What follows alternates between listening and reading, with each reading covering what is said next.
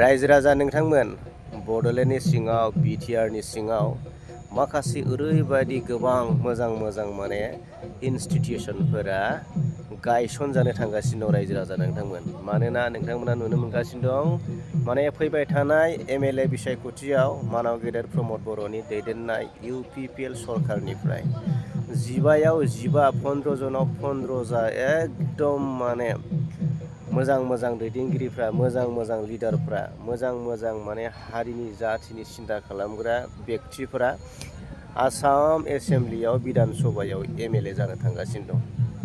आरो बेनो माने जाय समाव 17 बोसोर माने बिपिएफ सरकारनि दिनाव नोंथांमोना नुनो मोनदों माने माखासे जोंनि बर'फोरनि थाखाय जोंनि थाखाय गोबां माखासे इनस्टिटिउसनफोर गायसनजादों। नाथाय बियो माने दाबसेल' जायगायाव सोरगिदिं बेरा बायदि माने गायसनजादों रायजो राजा नोंथांमोन। बेनो जादों क'क्राझार। बे क'क्राझारावनो गासिबो इनस्टिटिउसनफोरखौ गायसननाय जादों। मानोना नोंथांमोना नुनो मोनबाय Kokrajhar medical college, Kokrajhar engineering college, CIT, Kokrajhar medical college, Kokrajhar engineering college, Kokrajhar university गासिबो माने क'क्राझारनि सिङावनो दङ। दा एबार रायजो राजा नोंथांमोन बेफोरबायदि खामानिफ्रा बेफोरबायदि इनस्टिटिउसनफोरा माने बे क'क्राझारावल' जानाय नंला रायजो राजा नोंथांमोन। मानोना थांनाय 5 बोसोराव मानाव गेदेर प्रमद बर'नि दैदेननाय सरकारनि समाव नोंथांमोना तामुलपुराव गंसे मेडिकेल कलेज मोननो थांबाय रायजो राजा नोंथांमोन। जोबोद माने बियो बाख्नायजाथावना। नङाब्ला बै समावबो जुदि बिपिएफ सरकारा थाबाय थानायमोनब्ला तामुलपुराव मालाबाबो मेडिकेल कलेज जानाय नङामोन रायजो राजा नोंथांमोन। थ' इउपिपिएलनि दैदेनगिरि मानाव गेदेर प्रमद बर' बिथाङा पावाराव फैनायखायसो इउपिपिएल दोलोआ पावाराव फैनायखायसो सरकाराव फैनायखायसो मेडिकेल कलेजआ तामुलपुराव गायसनजाबाय। थिग बेबायदिनो एबार नोंथांमोना जुदि 15 जननि गेजेराव 15 जन जुदि एमएलए दैथायहरनो हायो, एबार माने मोनफ्रोमबो जिल्लायाव गंफा मेडिकेल कलेज, इन्जिनियारिं कलेज, माने माखासे इउनिभारसिटिफोरा गायसनजानो थांगासिनो दं। बियो जोबोद स्पिड जागोन। मानोना राजखान्थियाव मावनो हायि खोथा गैया। माने गोसो जाब्ला गासिखौबो मावनो हायो।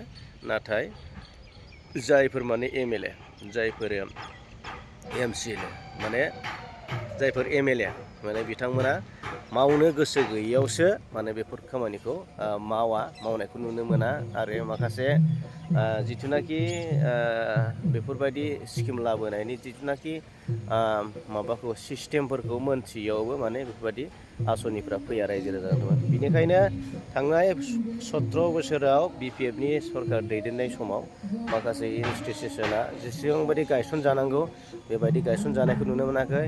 एबार नाय नोंथांमोना ओरैबायदि स्पिड गायसनजागोन, ओरैबायदि जौगागोन बड'लेण्डआ, माने नोंथांमोना जेबो माने पात्ताखौनो मोननाय नङा। माने जोंनि आसामाव माने 4 लाइनानो गैयामोन, ओरैबायदि स्पिडै 4 लाइन गायसनजाबाय।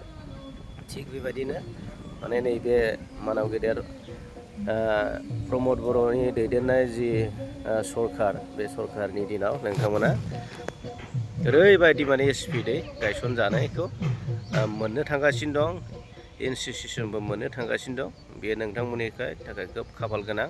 नाथाय नोंथांमोना मोनसे खामानि मावनांगोन। नोंथांमोना जेरैखि जाया इउपिपिएल दोलोनि बिजाथिफोरखौ नोंथांमोना एमएलए बानायनानै दिसपुराव फाथायहरनांगोन रायजो राजा नोंथांमोन।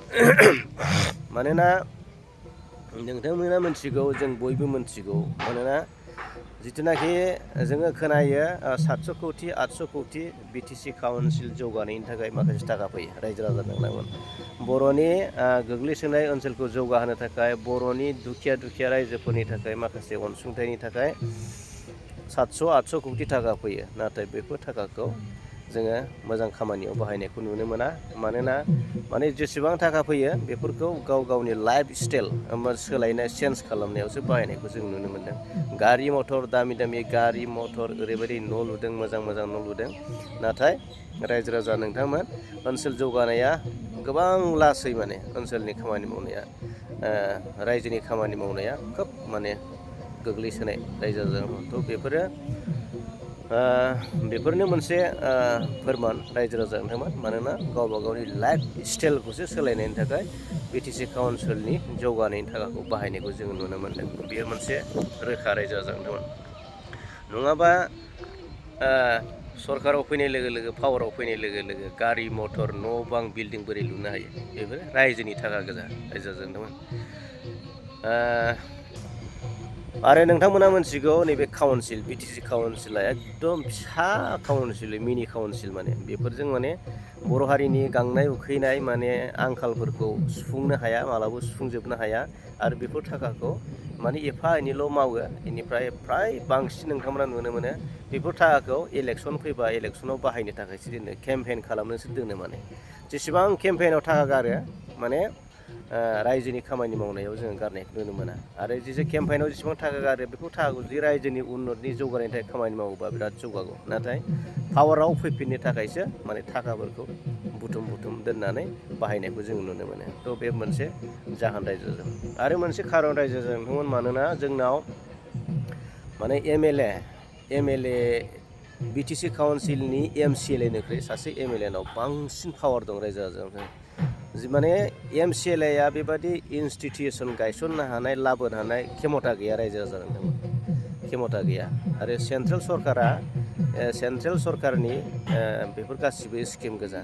नोंथांमोना जेसेबां क'क्राझाराव मेडिकेल कलेजानो जा, CITआनो जा, इउनिभारसिटियानो जा, जेसेबां गायसनजादों सब माने सेन्ट्रेल फान्ड गोजा रायजो राजामोन। बे बिटिसि काउन्सिलनि 700-800 कौटिजों मालाबाबो बेबादि इनस्टिटिउसन गायसननो हाया। बेनिखायनो जोंनो एमएलएआ जोबोद दरखार। माने सासे एमएलएआसो बेबादि सेन्ट्रेलनिफ्राय, आसाम सरकारनिफ्राय इनस्टिटिउसन गायसननो थाखाय मोजां बिदि फान्डफोरखौ लाबोनो हायो सेन्ट्रेलनिफ्राय रायजो राजा। बेखायनो एमएलएआ जोंनि थाखाय सोब गोनांथार। आरो जाय एमएलएखौ दैथायहरोबा जोंनि थाखाय माखासे गायसननो गोनां इनस्टिटिउसन गायसननो गोनांफ्रा माने जागोन, बेफोरबादि बिजाथिखौसो जोङो सायख'नांगौ। मानोना जोङो नुनो मोन्दों बेयाव जोङो ओरैबायदि हारिजों नांथाबनानै थानाय, बर' हारिनि जाथिनि माखासे जिथुनाखि जेंना आरो जेंगोनाफोराव नांथाबनानै थाबोनाय, हारिनि अलखद खैफोद आफोदाव मदद खालामबोनाय, हारिखौ बोखांबोनाय नोंथांमोना लिडार नुनो मोनगोन बा नैबे UPPL पार्टियावसो नोंथांमोना नुनो मोनगोन। आरो बिथांमोना ओरैबायदि मोजां खामानि मावगोन, नोंथांमोना जुदि नोंथांमोना एमएलए दैथायहरनो हायोब्ला बिथांमोननिफ्राय नोंथांमोना थाबैनो मोजां बिबायदि फसंथानफोरखौ नोंथांमोना मोननो हागोन। बेखौ आं आसा खालामबाय, जाहाथे नोंथांमोना नैबे बिसायख'थियाव ट्रेक्टरनि सावगारियावनो जाहाथे नोंथांमोना भटखौ होगोन आरो UPPLनि साफ्रोमबो दैदेनगिरिफोरखौ एमएलए महरै, बिजाथि महरै दिसपुराव फाथायहरगोन। जै जाथों।